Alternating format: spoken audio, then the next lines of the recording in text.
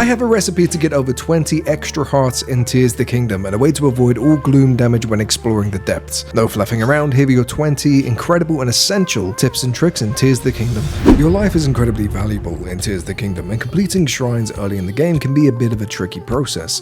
So if you find 5 big hearty truffles and cook them into a single dish, you'll be able to give yourself a massive 20 extra hearts from the beginning of the game.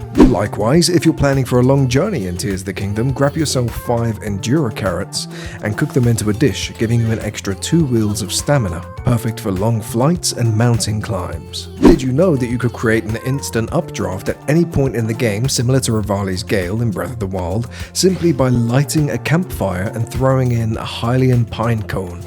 All of a sudden, you'll be soaring higher than Snoop Dogg on 420. Tears of the Kingdom actively encourages you to attach items like bright bloom seeds to arrows, but in my opinion, that's just a waste of a good arrow. Instead, hold the R button and press up, and you'll be able to select any item from your inventory and simply yeet it by hand. With that said, in the event you do need to light up a large area at once, use your bright bloom seeds with a multi-shot bow to send out 3 for the price of 1.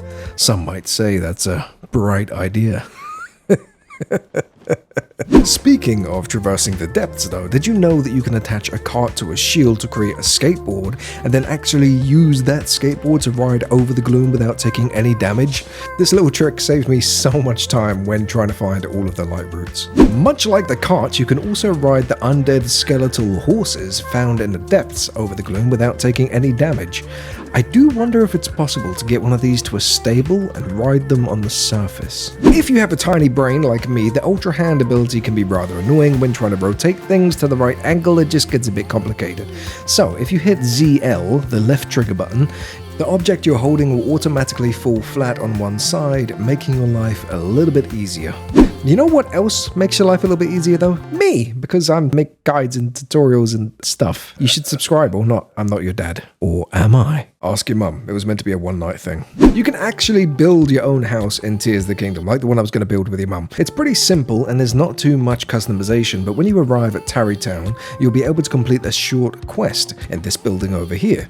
Once complete, you'll be able to purchase your own bit of land and build your own little vacation spot. You can store your weapons, shields, and bows, and even get access to your own adorable little stable. But when you're not tucked up in your own bed, nice and cozy and warm, you may get a little bit chilly outside. So whip out a ruby and infuse it to your weapon or your shield to get an instant temperature boost. The same applies with sapphires, cooling you down in the heat. There's only one way to really explore Tears of the Kingdom, and it's not with your mum. I already did that. You can build a hoverbike. To make one, all you're going to need is a steering stick and 2 fans. Grab your stick and attach it at a slight angle to the first fan, keeping it as straight and in line as possible. Then grab your second fan and, whilst keeping it flat facing the ground, attach it to the front of the steering stick.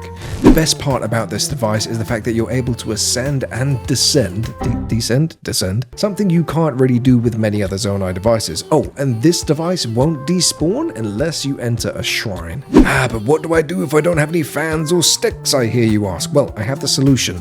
It involves dipping our toes into spoiler territory though, so skip ahead if you don't want to hear it. Have you skipped yet? No?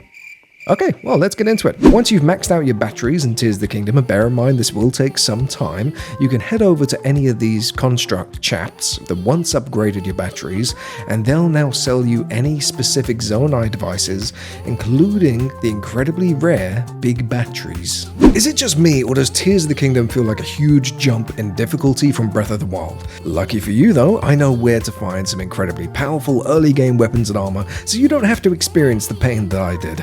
The first of which is an incredibly powerful bow found at the top of Hyrule Castle. There are no bosses or spoilers here unless you go out looking for them, so don't worry about that. Simply head to the spire, land here, and grab the dusk bow. It should look familiar if you've played other Zelda games.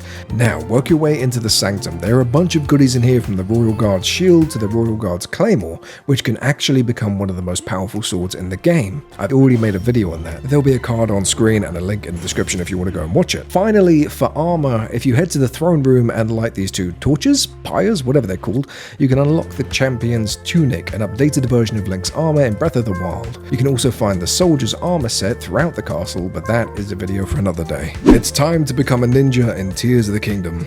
And no, not this ninja. This is a really obvious trick, but you can actually sneak up behind enemies and attack them, dealing bonus damage. When used in combination with meat and traps and things like that, this makes light work of enemies that aren't paying attention. Speaking of traps, did you know that you can make a little enclosure and use it to trap horses? I found this one out recently and it made so many missions in the game so much easier. While we're talking about horses, did you know that you can actually boost their stamina too? I'm pretty sure this is a returning feature from Breath of the Wild, but if you place an Endura carrot on the ground near your newly acquired noble steed, you'll actually get a bunch of extra stamina to use while galloping. You can speedrun pretty much any boss in Tears of the Kingdom by attaching Key's eyeballs to your arrows. I made a whole video on bow attachments, again feel free to check it out, there will be a link in the description. These little guys are so overrated. When combined with a multi-shot bow, they'll be able to lock onto the weak spot of literally any enemy, from constructs to gleeoks, you name it, and even if the damage isn't as high as you would like, they'll often be put into a stunned position, leaving them wide open to a flurry of sword strikes. Sword strikes. Speaking of making the game easy, like your mum, you know how there are environments throughout Tears of the Kingdom which are unbearably hot and cold throughout the game? Well, you can actually buy all of the resistant armor sets in their respective villages. The Flamebreaker set can be found in Goron City, the Snowquill set can be found in Rito Village, and the Desert Voe set can be found in Gerudo Town. This last one is a little bit tricky, but just head over here, make your way through the tunnel, ascend up, and voila, secret shop. There's also some gear here that helps you move faster in sand and snow. I've never used it, but it looks cool. I don't understand how fishing still hasn't been introduced to Tears of the Kingdom, but there is a makeshift way of gathering the little fishies without becoming an Olympic swimmer. Simply make a raft and attach a shock emitter, and then all of the fishies will be zapped to death and float to the surface while you're sailing. It's a little bit aggressive, sure, but hey, Link's got anger management issues. The final piece of advice I have for you today is that you can not only harvest dragon parts in Tears of the Kingdom by firing arrows at these beautiful creatures, but they now actually have randomly placed shards scattered across their back. Don't overlook them because they're incredibly useful. Feel free to check out any of my many guides on Tears of the Kingdom, subscribe for more content just like this, and I will catch you in the next one.